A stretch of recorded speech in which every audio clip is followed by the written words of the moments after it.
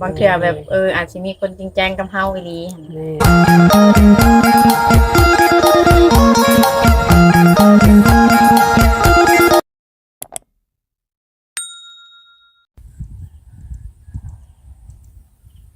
เจ้าสบายดีผู้ที่ติดตามและรับชมเบาเสือทุกท่านบ่ว่าจะเป็นภายในหรือว่าต่างประเทศก็ยินดีต้อนรับเข้าสู่ช่องเบาเสือ Channel อีกคือเก่าคือเดิมวันนี้เบาเสือก็มีโอกาสมาหาทางน้องสาวผิดอีกเทื่อหนึงพี่น้องเอ้ยเนาะเพราะว่ากระดุนแล้วล่ะเนาะที่น้องเพิ่นหยุดตัวโจะถ่ายคลิปเนาะวันนี้เบาเสือก็ได้มาหาน้องอีกน้องเพิ่นก็หลังจากคือสิแม่นเรื่องไปเฮ็ดเวียกส่วนตัวนั่นแหละเนาะ หลังจากที่ฮู้ข่าวๆเพิ่นน้องเพิ่นว่าสำเร็จเวียกงานแล้วบ่เสิร์ชกับทีมงานก็มาหาน้องอีกเทื่อหนึงเนาะเนาะก็สิมาได้ถามข่าวๆหรือว่าเป็นย้อนสาเหตุอันใดที่น้องเพิ่นโจะน้องเพิ่นหยุดเนาะก็สิได้พา FC เข้าไปสอบถามเพื่อให้ฮู้พร้อมๆกันเลยสาเหตุที่น้องเพิ่นโจะหยุดถ่ายคลิปเป็นย้อนหยังเนาะก็คือตอนนี้บ่เสิร์ชก็มาหาน้องเพิ่นอยู่ทงไห้ทงนาพี่แหล้วเนาะ น้องเพิ่นมานาเนาะก็จะได้เข้าไปถามเพิ่นพร้อมๆกันเลยเนาะ เนาะสบายดี เจ้าสบายดี มาหาเพิ่นอยู่ไห้อยู่หน้ามื้อนี้เนาะ โดย ได้แต่ท่านได้เกี่ยวข้าวบ่ ก็ใกล้นี่แหละประมาณสิ้นเดือนนี้ โอ้ยังบ่ทันเกี่ยวเนาะก็ใกล้สิเกี่ยวแล้วเพิ่นว่า โดย แต่ก็ไข่ในดอกเนาะก็สิเบิดฝนเนาะ อืม แต่ช่วงนี้ก็แม่นช่วงนี้ แต่ว่าเกี่ยวช่วงนี้ก็ผู้พอพุ่นแหละ ฝนยังตกอยู่ คือบ่ มื้อนี้บ่ได้ไปเฮ็ดเวียกบ่มื้อนี้ บ่ได้ไปเด้อเพราะว่าน้าสาวเพิ่นออกลูกเนาะ โอ้เพิ่นเกิดลูก โดย เสียงสาวเนี่ยสาวดาวันเนาะ โดยแม่น โอ้เกิดแล้วบ่ ไปผ่าออก โอ้ไปพาออก พาเกิดเนาะ อยู่ห้องหมอแขวง อยู่คุณหมอผม หมอโอเชโนนี่บ่ หมอละเก่า โอ้หมอร้อยเก้า คิดว่าอยู่สวรรค์พุ่น คิดว่าอยู่หมู่ บ่ แขวง มีบ้าน เออ ทางสาวพิษนี่นะเป็นลูกเอ้ยลูกน้องกันบ่กับเพิ่น อันแม่น้องนี่เป็นเอื้อยของเพิ่น โอ้ เป็นเอื้อยของชาวดาวัน เนาะ โดย คือสาวผิดนี่ก็เป็นหลานเนาะ เป็นหลานเนาะโดย อันเพิ่นไปพามื้อใดซะ เพิ่นผ่าวันที่ห้า โอ้โหพาวันที่5ตอนนี้นี่มาบ้านยังบ่ ตอนนี้ยังเพราะว่าเอามาได้แต่ลูก โอ้ แม่แบบยังติงบ่ได้ แม่ยังแผลยังอยู่บ่ ยังยังบ่เศร้าเนาะมันยังบ่แห้งเลยแพทย์เพิ่นบ่ให้ออก แผลยังบ่แห้งเลย แพทย์เพิ่นบ่ให้มาเฮือนเนาะ ทางเอ้ยยาวันเพิ่นพ่อแม่พี่น้องเอ้ยได้เกิดลูกเนาะตอนบ่าวท่าบ่าวผู้ไทยก็มาสัมภาษณ์เพิ่นคืนหลังนั้น2มื้อผ่านมาพ่อแม่พี่น้องเอ้ยก็เพิ่นยังบ่ได้ตอนนั้นเนาะแต่ว่าเพิ่นได้เมื่อวานนี่บ่ วันที่ห้า ได้วันที่ห้า โดย อ๋อมื้อนี้ก็วันที่เท่าใดก็อาจารย์ ที่เก้าบ่ วันที่9 แม่นบ่มื้อนี้พี่แปดเหมือนเนาะ แปด เนาะโดย ถ้าก็ได้2มื้อบ่3มื้อ 3มื้อพ่อแม่พี่น้องเอ้ย หักผู้ชายตามหมอเพิ่นเอโกเบิ่งเนาะ โดย ลูกเพิ่นนะ โดย โอ้ โอ้เพิ่นหลายบ่เพิ่นน่ะนะผ่าตัดเอาลูกออกนี่ หมดลายได้อันไปปาดน่ะก็2ล้านแล้วก็ค่ายมค่ายาก็มื้อละล้านปลาย โด โอ้ ย ก็คือขยามื้อละล้านปลายเนาะก็เพื่อสิออกเนาะก็เพิ่นว่าประมาณจังมื้อเนี่ยให้ออก ก็จนแพ้แห้ง โอ้ แพ้แบบที่มันเพิ่นปาดนั่นนะ อืม มันแห้งดีเลยมันบ่มีอิหยังซึมออกมาแล้วก็แม่นมาได้ อืม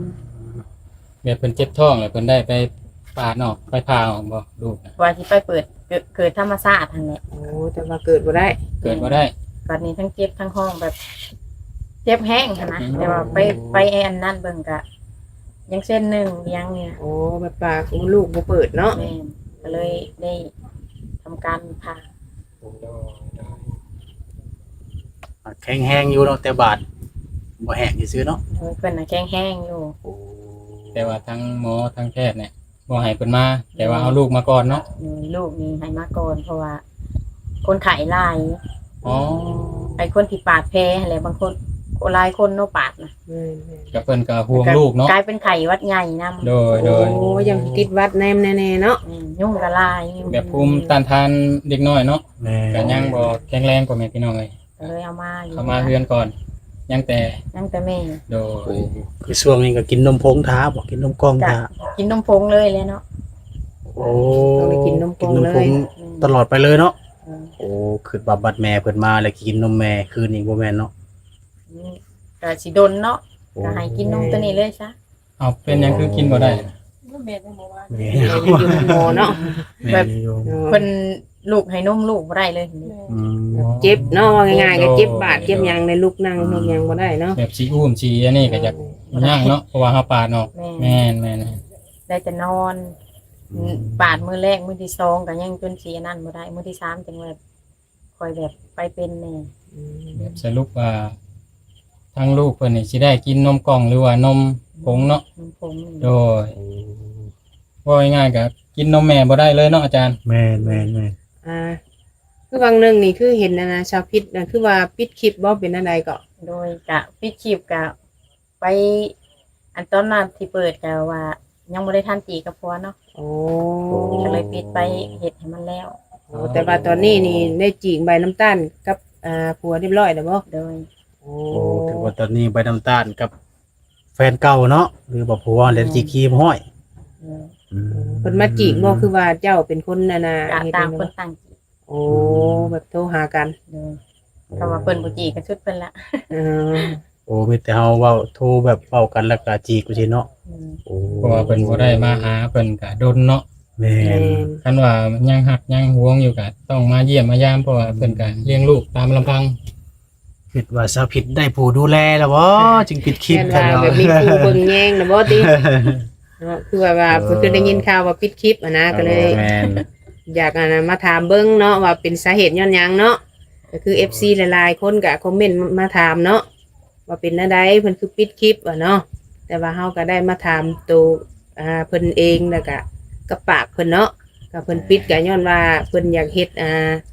ให้มันแล้ว ว่าเพิ่นให้มันแล้วเนาะ ม่กับสามีของเพิ่นนั่นแหละเนาะ แม่ มื้อก่อนนี่เพิ่นก็ยังบ่ทันได้จีกว่าแต่เลิกกันซื่อๆแต่ว่าตอนนี้นี่เพิ่นได้หย่าก็ขาดกันเป็นที่เรียบร้อยแล้วเนาะ โดย โดย สรุปว่า ต้องการล้มเพิ่นก็ล้มเลยเนาะมื้อนี้เนาะ โดย เปิดใจ ข้าว ไฟเขียวเลย นาะ แม่ มื้อก่อนนี่ก็บางคนก็ บา แม่ งคน น ก็ยังคิดว่าโอ๊ยสิลมกันแนวใดเนาะผัว แม่ ยัง น ก็ บา ยัง ง คนก็ยัง บ่ได้ ย่านเนาะบางคนว่าอยากล้มแต่ก็บ่กล้าเนาะคือว่าสาวพิษนี่ก็ยังบ่ทันได้จีกใบน้ำตาลเพิ่นว่าเนาะ โดย โดยแต่ว่าตอนนี้เพิ่นก็ได้เฮ็ดแล้วเป็นที่เรียบร้อยเนาะโดยก็มีทาง FC ทางสาวบุญมากอะอยากถามมันแหล้วเนาะโดยว่าเป็นอะไรเนาะแล้วล่ะบ่เพิ่นว่าเนาะก็สิจีบก็ญาติได้เพิ่นเว้าแน่เนาะ ก็จังซั่นแล้วเนาะน้องจังว่าปิดแล้วก็ไปเฮ็ดให้มันแล้วหั่นนะ โอ้ บางเทื่อแบบอาจสิมีคนจริงจังกับเฮาอีหลีหั่น แม่เนาะเฮาก็บ่กดน่วงตัวเองไว้แน่เนาะโดยมีโอกาสก็เปิดมันไปเนาะโดย ครับมื้อนี้ก็ได้มีโอกาสเข้ามาถามจากปากเอปิดเพิ่นมื้อนี้เนาะ แม่ ว่า แม่น เพิ่นเปิดใจเป็นที่เรียบร้อยแม่นบ่ โดย แบบเฮ็ดตามหลักการแบบฉีด ตามกฎหมายเนาะว่าง่ายๆเนาะ ถูกต้องแล้วนะ ถูกต้องเนาะแบบอย่าห่างกันเป็นที่เรียบร้อย โดย โดย ตอนนี้ก็เรื่องหัวใจกันยังโสดอยู่นั่นแหละเนาะสาว ไม่ ผิด โสดคือก็ โอ้ถือว่ายังบ่ทันได้ผู้ดูแลเนาะ โดย ถ้าว่า FC ท่านใดสนใจ อยากร่วมอยากคุยกับน้องเพิ่นก็ทักเข้ามาได้เนาะถือว่า ติดต่อ คื มา อ ทาง คลิป ช่อ เมื่ ง อก่อ เนาะ นคือเปาเสิร์ตกับละลายช่องอะไรมาถ่ายทางน้องเพิ่นก็ว่ายังบ่ทันได้จีบใบน้ำตาลคือปัจจุบันนี้น้องเพิ่นก็วงใดนี่ก็หยุดเราก็หยุดบ่ให้ถ่ายแล้วก็น้องเพิ่นก็ไปเฮ็ดธุระส่วนตัววิธีเฮ็ดห้อยแล้วล่ะเนาะแต่บัดนี้เรียกว่า 100% เนาะ ฟังนั้นก็แบบคิดนักแน่เนาะ โอ้แต่ว่าท่านใดสนใจอยากลมจะคุยกับน้องเพิ่นก็ทักมาได้เนาะ โดย แม่น ดูแลทั้งแม่และลูกกันแหละเนาะ จ้ะ แต่สิเบิ่งแต่แม่ก็บ่ได้แล้วเนาะ ต้องเบิ่งหมดนั่นแหละเบิ่งทั้งพี่ทั้งน้องนี่ ทั้ง พ่อแม่เนาะครอบครัวเฮา โดย ต้องยอมรับกับเฮาที่เฮาเป็นได้เนาะโดยก็บ่ให้เว้าเฮาแหล้วเนาะว่าง่ายๆเนาะ กันทักทายกันเข้ามาย ามนี้ก็สิยามเกี่ยวข้าวแล้วเนาะ แม่เพิ่นก็หาผู้สิมาเกี่ยวข้าวช่วยเพิ่นได้เนาะข้าวเพิ่นก็เลือกเลยผู้แต่อันนี้เนาะงามข้าวเพิ่นก็เนาะปีนี้เนาะ โดยพอได้อยู่ปี โอ้ นี้ ย คือวันรอถ่าแต่มันแดดบ่สาวบุญมา แม่นแดดนี่เพิ่นก็ห้อยห้ำแล้วเนาะเป็นใกล้สิฮอดเกี่ยวข้าวถึงได้ดูเก็บเกี่ยวแล้วเนาะก็ยังไปเฮ็ดคือเก่าบ่เวียกอยู่เฮ็ดบนเฮ็ดเตาก็ ตอน ไปเฮ็ด นี้ บ่ ก็บ่ได้ไปตั้งแต่ในเช้าเพิ่นไปออกลู อื ก ม คือว่าลาพักเนาะ ก็เพิ่นก็หาผู้ใหม่ไปยัดขา โอ้ ว่าว่า คือสมมุติน้องมีเวลาไปก็ไปอีกก็ได้เนาะ โดยก็ต้องถ่าให้แบบเช้าเพิ่นออกมาก่อน โอ้ ถ้าสิปะเพิ่นไปเฮ็ดเวียกก็มันก็บ่คือเนาะ เพิ่นก็บ่มีผู้เบิ่งเนาะ แม่น แม่นเพิ่นก็อาศัยลูกอาศัยหลานนั่นแหละเนาะ ยันว่าน้องแบบน้องบ่มีเวลาไปแล้วคนสลับคนเข้ามาแทนแหละแบบน้องออกเลยบ่แม่นเนาะ บ่ มีเวลาว่างก็ไปอีกถ้ามีเวลาพร้อมเนาะ แบบเพิ่นหับคนอยู่เรื่อยๆบ่หรือว่า แบบบ่อันนี้เพิ่นหาคนชั่วคราวเพราะว่าบ่ค่อยมีไผอยากไปยัดหั้นนะแบบต่างหาเขา เพราะว่าเพิ่นเร่งลูกค้าเพิ่นสั่งมาอันนี้ก็โทรมานำแล้วแต่ว่ายังอยู่ห้องหมอเด้ โอ้ เลยบอกเพิ่นว่าหาผู้อื่นก่อน มื้อนี้เฮาก็เข้าไปหาชาวพีดเพิ่นอยู่เฮือนแต่ว่าบ่พอมื้อนี้นำมาอยู่เถียงนาเพิ่น แม่ เพิ่นเลยมื้อนี้เนาะ นี่ก็มาอันเบิ่งในหน้านี่แหละว่า มัน มี จบหน้าเนาะ ต้องเก็บแน่เพราะว่าเดี๋ยวสิไปห้องหมอแล้วนะ โด โอ้ ยโด เพิ่ ย นก็ยังสิไปเวียกต่อเนาะ โดย เจะนอนเผาเพิ่นอยู่พุ่นบ่ แม่นเมื่อคืนนี่นอนเผา โอ้เมื่อคืนนี้นอนเผาเพิ่น สองคืนก่อนนากะแม่ โอ้เปลี่ยนกัน โอ้เปลี่ยนกันเผาเนาะ เพราะว่าเพิ่นก็บ่มีไผเนาะหนึงมาอาศัยแม่เพิ่นก็แม่เพิ่นก็เฒ่าแล้ว แล้ว แม่ คือลูกของน้องนี่เสียบ่ได้จ้ะป้าให้แม่เบิ่งให้อยู่ แม่ เพื่อน เบิ่งใหายเมื่อคืน โอ้ โอ้เมื่อคืนนี่ให้แม่เอา โดย ก็ใครได้เพิ่นกินนมพุ่นเนาะ โดยแต่เพิ่นว่าใหายเมื่อคืน เออให้กินนอนแม่มองง่าย ก็คือว่าทางคุณจำเป็นกว่าเนาะ เพราะว่าเพิ่นก็ได้ปาดออกมาใหม่ๆเนาะ แม่น ไปใส่มาใส่บ่สะดวกเลย โอ้ ๆตะกี้หมอก็เว้าว่านัดวันที่เท่าไหร่ก็เพิ่นเว้าน่ะ29เดือนนี้เดือนเนาะ วันที่10 โอ้วันที่10บ่เพิ่นนัดนี่โอ้ ก็ผิดบ่หลายปานใดเนาะ ก็โอ้ก่อนเนาะมองง่ายๆเนาะโอ้ก่อนมื้อนัดเนาะ ก่อนมื้อนัดประมาณ 4-5 มื้อเนาะ เดือน10ก็หมอนัด โอ้เดือน10 คือเดือนนี้แหละ 10 เดือน10วันที่2 โอ้มันก็กลายแล้วเนาะ อันนี้ออกวันที่ห้า โอ้ที่5กายนัด3มื้อเนาะ แต่ว่าตั้งชื่อแล้วบ่ยังบ่ ก็มีหลายคนตั้ง โอ้ เออ คนนี้ก็ชื่อนี้คนนี้ก็ชื่อ ตอน นี้ ที่เราเห็นร้านน้อยก็แพงก็ตั้งชื่อไปตามที่มักเนาะ ถามแม่เพิ่นว่าเพิ่นใส่ชื่อยังแท้เนาะ แต่ยังบ่จักเนาะ เลย โดย แต่ต่อไปกันทารุ่นของสาวพิษอีกเนาะกลับไปได้ข่าวดี เดี๋ยวนี้นี่มีแต่ที่ผู้ลมแบบจริงจังนี่ยังบ่ทันมีบ่สาวพิษ ยัง ยังเนาะ เลย โอ้สาวพิษก็เป็นสูตรคือเก่าเพิ่นว่าเนาะ แบบผู้ที่พิเศษได้กับบ่มีว่าสาวผิด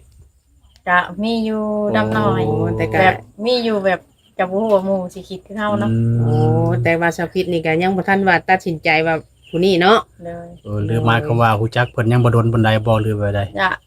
พากันคุยกัน โอ้ หาก็คุยหาก็ล่มกัน เลย เพิ่นก็ศึกษากันไปนะเนาะสาวพิษ แม่น คิดว่าสิครบจักเดือนนี่ ก็คุยไปเรื่อยๆนี่แหละ โอ้ ก็บ่นับเดือนแล้วคุยไปเรื่อยๆนี่ จนถ้าว่าเพิ่นยอมรับเราได้เนาะ แม่น เลยบางทีแบบบางคนนี่ก็อาจสิรับบ่ได้ได้โดนๆไปเนาะบางคนเนาะ บาง แต่ คน บาง ก็ คน เพิ่น ก็ ก็ว่า นั่น หา6เดือนเนาะ แม่ น้องก็ว่ามันก็พอสมควรเนาะ6 แม่ เดือน แม่ ถือว่าคัน ก็ ว่า ว่าเดือน2เดือนนี่ก็มันก็สิไว ตัดสินใจยังบ่ได้เนาะ แม่น โอ้ถือว่าขอเวลา เห็น สิ กันเนาะทางนั้นเนาะ สิดนๆได้ถ้าเป็นไปได้ก็อยากให้เพิ่นมาบ้านพี่ละเนาะเพื่อให้พ่อให้แม่เห็นน้ำเนาะสาวผิด โดย โอ้ แม่น เพิ่นอยู่ทางใดอันนี้ลมนี่ ก็อยู่ฟังเพิ่นล่ะ โอ้อยู่ทางฝั่งไทยเนาะ เดิน เป็นคนไทยแมันบ่โดยมัน ๆแต่ ก็ ว่า 100%แล้วบ่หรือว่า50 อีหยัง ที่ แบบคุยหั่นบ่ โดย อ๋อก็ยัง50เนาะบ่เต็มร้อย อ๋อ ก็ยังลมๆอยู่คนน่ะ ยัง เนาะ เปิดใจไปเรื่อย เพราะว่ายังบ่มั่นใจเนาะ ๆโดย จักเพิ่นสิแบบโอเคกับเฮาหรือว่าเพิ่นสิมาตัวเฮาซื่อๆหั่นน่ะ เนาะบางทีมีลูกมีเมียก็มาตัวก็มีเนาะ เลย เฮาก็ยังบ่ทันได้ฮู้ประวัติเพิ่นเนาะว่าง่ายๆก็หลายคนเนาะบางคนนี่โทรมาหาสุดท้ายเพิ่นว่ามีเมียเนาะ เมียโทรมาให้ก็มีได้เนาะบางคนน่ะนะ แม่น คือคิดสาวร้อยเนาะโด แม่ ย น คือสาวผิดนี่บ่มีที่ผู้มีเมียมาตัวลมเนาะ ยังบ่ฮู้คือกัน ยังบ่คือกัน ต้องเบิ่งไปอีกโดน ยัน วั วัน น ไปเรื่อยๆเนาะ คือทางสลอยเพิ่นรอสิฟังสุดท้ายเมียโทรมานำหลังอีกบ่ได้เลย ๆ ให้ตามหลังเนาะแม่นนะ ชาวร้อยเป็นถือจ้องเด้งนะ แม่นสนเด้ง หนุ่มไทยแน่กับหนุ่มลาวแน่ โอ้ ตีตัวเพิ่นเนาะเพิ่นก็คุยดนพอสมควรเพิ่นว่าบัดสุดท้ายก็ถือตัวเนาะมีลูกมี มี เมีย เมียเนาะนี่ก็คือกันเท่านั้นเนาะ แหละย่านเนาะ แม่นคือส เขา ปิ ว่า ดก็คือกั เขา น ว่าบ่มีลูกมีเมียแหละครับอย่าทักมาซะเนาะ แม่นก็หาผู้ที่จริงใจอันนั้นเนาะสปิดเนาะ แม่น ถักมาหยองนี่ได้แต่ว่า แม่น บ่ให้ตัวเพิ่น บ่ให้เกินเลยแบบ โด ถ้าว่ามีเมียก็คือบอกว่ามีเมียแค่ว่า บ่ให้ความหวัง ให้ เนาะ ทักมาหลินอยากเป็นพี่เป็นน้องกันก็ว่าเนาะ ก็มีลูกมีเมียก็ล้มได้คือกันเพิ่นว่าเนาะแต่ก็ล้มใน ต้อง ฐา เป็น นะ พี่เป็นน้องนะ แม่นพี่น้องหรือว่าผู้นับถือนะเนาะ เลย โดยในฐานะอ้ายหรือว่า แม่น ถ้าอายุน้อยกว่าก็น้องหั่นแหละเนาะโดย ไปตัวกันแบบนี้ก็เสียความรู้สึกแล้วเนาะ แม่ แม่น ก็สิบ่กล้าล้มไปอีกแล้วเนาะ แม่นผู้ใดทักมากก็จะอยากบล็อกทิมพุ่นแหล้วผม อันนั้นแหละจังหวะค่อยคุยกันไปให้มันหลายเดือนก่อน น้อง เนาะ ให้ชั่วแบบ โด ชั่วจริงๆอย่างนี้เนาะ เพราะว่าดำเดือนสองเดือนนี่เฮาก็ยังบ่ฮู้ว่าเพิ่นสิจริงจังหรือว่าจริงใจแท้บ่หรือใดๆเนาะบางเทื่อก็เพิ่น อย่าลอยเมีย เอ๊ะ ลอยเมียคุย โดย พี่ร้อยเมียคุยก็บ่อยากคักกันแล้วเนาะ ลอย ต้องแม่นโสดอีหลีโสดแท้ๆจริ ข ง อคนโสดแบบโสดอีหลีเนาะ นั่นแหละเนาะจังว่าบ่อยากแจกไปทั่วทีปเนาะคือเฟซคือไลน์กันเนาะ โดย โดยก็ต้องแบบว่าเบิ่งคักแน่ก่อนเนาะถ้าว่าเพิ่นมีแต่ว่ายันสาวลาวตัวเนาะ แม่นเอา แต่ ไป สุดท้าย บ่าวไทยตัว ใครตัวสาวลาวก็มีคือกันเนาะ จะไปตัวไป จะไปตัวไผเพิ่นว่า ไปมาแล้วสาวลาวถึกตัวก็มีเนาะบ่แม่นแต่ว่า เป็น บ่า ลายว ไทย คลิป ถึก อยู่เลยเนาะ แม่นเห็นได้คลิปไลน์นั่นอยู่เนาะอ่ะเฮาก็สิบ่รบกวนทางสาวพิษเนาะ โดย เพราะว่าสาวพิษนี่ก็ยันเพิ่นพาไปอะนะฮุกหมอนะเนาะ โดย ก็บ่เท่าว่าผู้ใต้ก็สิขอถามอีกอย่างหนึ่งเนาะเพราะว่าบ่เท่านี่เข้ามานี่เป็นรอบที่2พ่อแม่พี่น้องเลย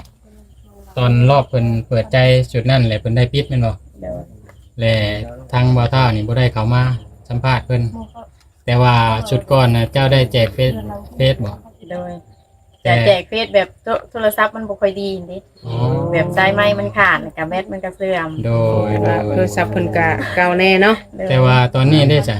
วันนี้เพิ่นก็แจกเนาะ ยังอยู่เพื่อนพุ่นแหล้วเพราะว่าฝากแบตไว้ตลอด แต่ว่าแจกอยู่บ่ แต่แจกกะมันเฟซอยู่ก็แจกแต่รุ่นก้อนหั่นแหละ เพิ่นยังบ่แจกเพิ่นว่า โดยตอนนี้กะ อืม บ่ได้แจก คันว่า เพราะว่าโทรศัพท์มันก็มันบ่ดีเลยนะ คันว่ามักฮักก็ให้เพิ่นติดต่อมาทาง ทางโซ่ โดย เนาะ ต้องได้ โดยและเฮาก็สิเป็นสะพานบุญแน่และสะพานหักให้ชาวพิษเป็นแน่แล้วก็ให้พ่อแม่พี่น้องเฮาพร้อมเนาะ แม่เป็นสะพานบุญก็เป็นสะพานหักนะพ่อ โดย แม่ จัดรายการชุมทีมงานของบ่เสิร์ชบุญมาหรือเบา ถ้าว่าผู้ไทย เบาเท้าบ่าวผู้ไทยก็สิบ่รบกวนน้องโดนเนาะ โดย ก็มีน้ำใจเล็กๆน้อยๆเพื่อให้น้องเพิ่นได้ ใช้น้ำมัน ใช้น้ำมันลดนั่นแหละเนาะ เพื่อว่าเพิ่นสิไปหาน้าสาวเนาะ โดย อยู่หมอเพิ่นผ่าตัดเกิดลูกพี่น้องเอ้ยเนาะอันเนาะ โดยขอมุกขอบใจ ถ้าอันนั้นก็เบาเสิร์ชก็สิขอถือโอกาสนี้ลาเลยเนาะเจ้าสบายดี เจ้าพี่น้องเอ้ยเนาะถือว่ามื้อนี้ก็คือประเสริฐบอกในเบื้องต้นนั่นแหละเนาะนี่ประเสริฐก็ได้มาหาน้องผิดเพิ่นอยู่ทงไห้ทงนาพี่ละน้องเพิ่นว่าเนื่องจากว่ามื้อเช้านี่มีฝนตกน้องเพิ่นก็เลยมาเบิ่งเถียงไห้เถียงนา มีเครื่องที่จะเก็บไว้แล้วเนาะก็ปัญหาสองกับน้องเพิ่นก็มีน้าสาว คือสาวดาวันนั่นแหละเนาะเพิ่นไปเกิดลูกเพิ่นเป็นญาติกันเป็นพี่น้องกันพี่น้องเลยน้องเพิ่นก็เลยจำเป็นต้องได้ปะเถียงนาเนาะไปเบิ่งน้าสาว เพราะว่าเพิ่นไปผ่าตัดเกิดลูกอยู่ห้องหมอ109เนาะหรือว่าหมออยู่เซโนพุ่นแหละเนาะก็ตามน้องเพิ่นได้เว้าสู่ฟังว่าได้ผัดเปลี่ยนกับแม่กับน้องผิดเนาะเปลี่ยนกันไปเปลี่ยนกันอยู่วันนี้น้องเพิ่นมาจากแต่ห้องหมอแล้วกันเลยมาเบิ่งเถียงนาครับเสร็จก็ได้ตามมาส่วนเรื่องน้องเพิ่นเปิดใจก็ยังโสดอยู่คือเก่าเป็นเอาเนาะปัจจุบันนี้ก็ยังบ่ทันมีคนคุยถ้าว่าทานได้ FC ท่านใดมีความสนใจอยากลมอยากคุยกับน้องเพิ่นก็ทักมาได้เนาะคือน้องเพิ่นว่าแล้วทักมาทางช่องบ่เสิร์ชก็ได้ทางบ่เสิร์ชก็ยินดี ที่จะเป็นสะพานหักให้เนาะที่ว่าไปน้ำตาลน้องเพิ่นก็จีกเป็นที่เหียบห้อยเนาะคือเมื่อก่อนบ่เสิร์ชมาทายน้องเพิ่นก็ว่าเลิกลากับสามีแต่ว่าบ่ทันจีกใบน้ำตาลคือปัจจุบันนี้น้องเพิ่นก็จีกใบน้ำตาลไว้ที่เหียบห้อยแล้วล่ะเนาะถ้า FC สนใจก็คุยได้ลมได้เนาะก็สิประมาณนี้พี่น้องเนาะบ่เถิดก็ขอขอบอกขอบใจมายัง FC ผู้ที่ติดตามรับชมบ่เถิดตั้งแต่ต้นจนจบเนาะขออวยพรใจให้จงมีสุขภาพเข้มแข็งอยู่ดีมีแรงปราศจากโรคภัยไข้เจ็บนั้นบ่เถิดขอกล่าวคำว่าสบายดี